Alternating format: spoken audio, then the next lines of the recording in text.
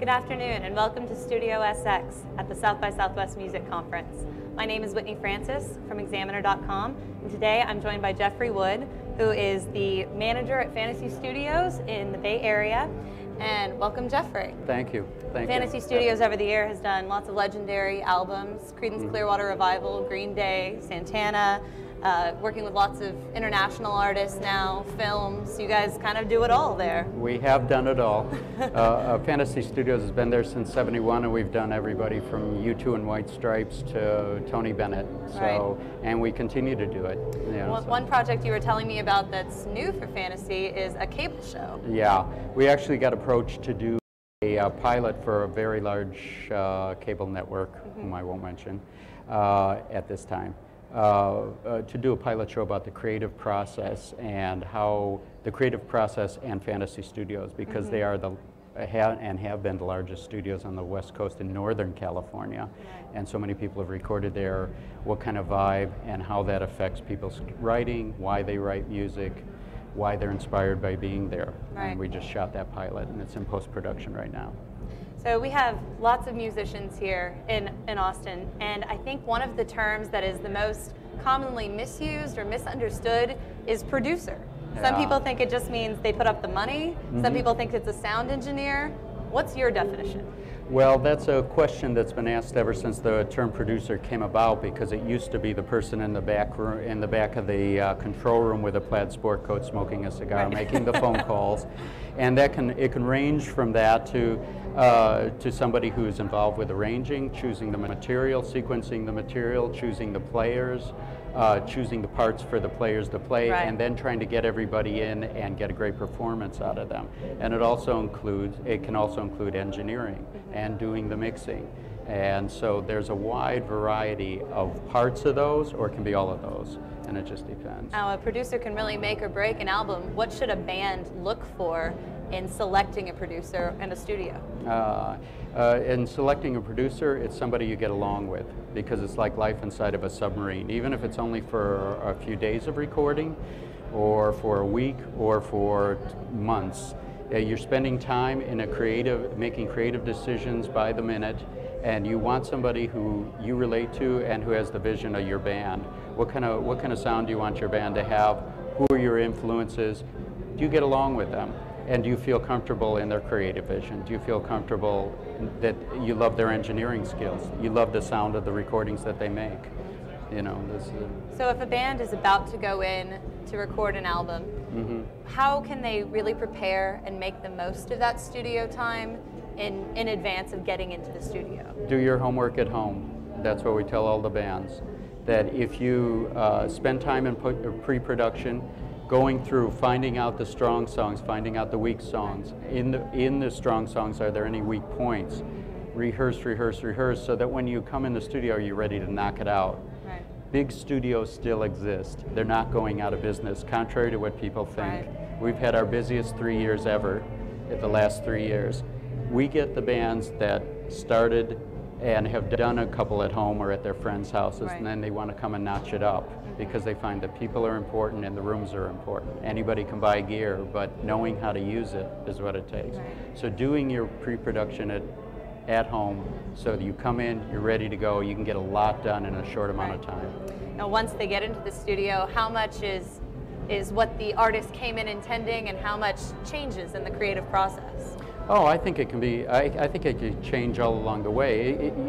You can go in with a plan and a structure, and you expect, being in a womb-like environment like that people are going to come up with all sorts of new ideas, and they're going to want to change the colors.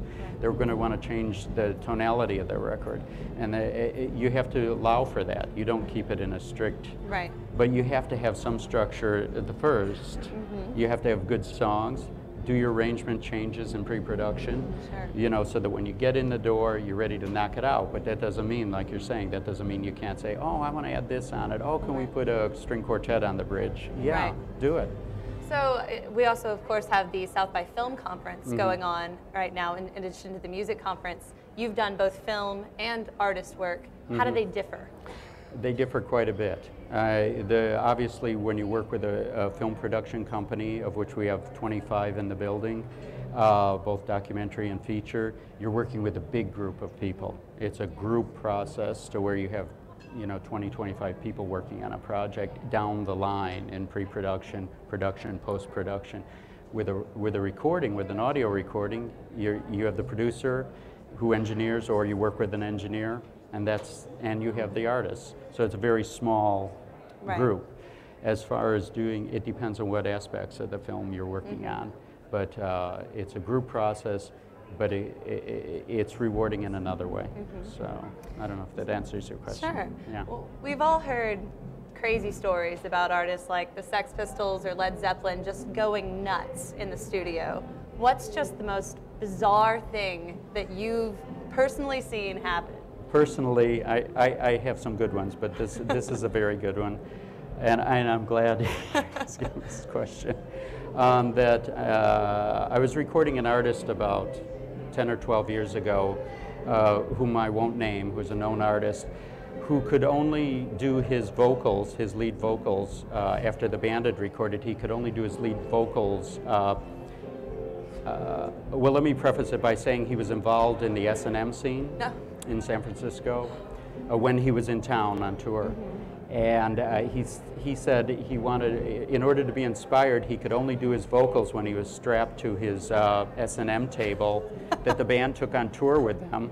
And he had two women come in and whip him. And they actually came in. The women stripped down, they stripped down, and they had bull whips. And I'm not making this up, because I was not the only one there. I was producing the session, and that one I was working with another engineer on it. And so they would actually whip him with their bull whips in order to get him into the mood to do his lead vocal. How did that album turn out? It turned out great, actually, and sold quite a few copies. But I noticed the engineer that I was working with kept having to go out, as soon as the ladies had stripped down, he kept having to go out and check the microphone placement. So, but this is an actual true story, and it happened at Fantasy. And you sure you don't want to name names on that one? I cannot name names on that one, yeah. All right. So tell me, we're here at South by Southwest. It's the first day of the music conference. Who are you really excited to see? Oh, God. There's a number of bands. Who am I to say? Let's see. Sorry to put you on the spot there. Yeah. Well, we're fans of Ozomatli, you know, because they recorded Fantasy. Right. And so that's who I'm most excited to see. Okay. All right. All right.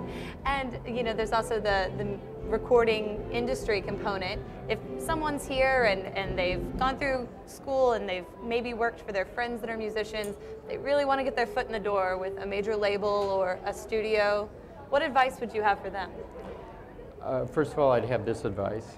Major labels are still going to be there. The DIY and people getting out their independent releases has happened and developed, but the labels are repositioning. They're not going away, so don't discount that. They know how to get visibility for you as an artist. I would say that's one thing to think about. If you are going to get some notice, I would say you need to not just rely on putting music out on your website. So don't discount hard copy as well. And I'm not being a Luddite, I'm not going the other direction, but we get so many demos, so many demos from producers, from bands, from all over the world, and there's such a competitive nature now. You have to get visibility by developing your own PR, by developing a marketing plan, by getting some sort of, are you getting your music reviewed are you getting your music distributed in other cities? Are you getting it to radio programmers? Are you getting it to college radio programmers? Do you have a concerted plan going together? Right. And I think once you get the ball rolling, people join on with you more. They don't want to work with anybody who doesn't have a momentum built up. So one last question. If you're getting all these demos, what makes you pick up a demo and say, that's an artist that I want to work with, that's somebody neat and different?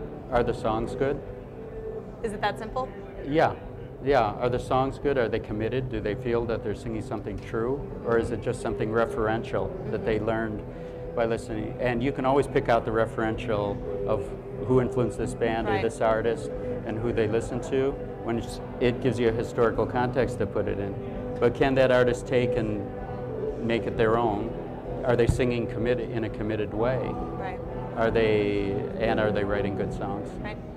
All right. Well, thank you, Jeffrey Wood, and thank you for watching Studio SX.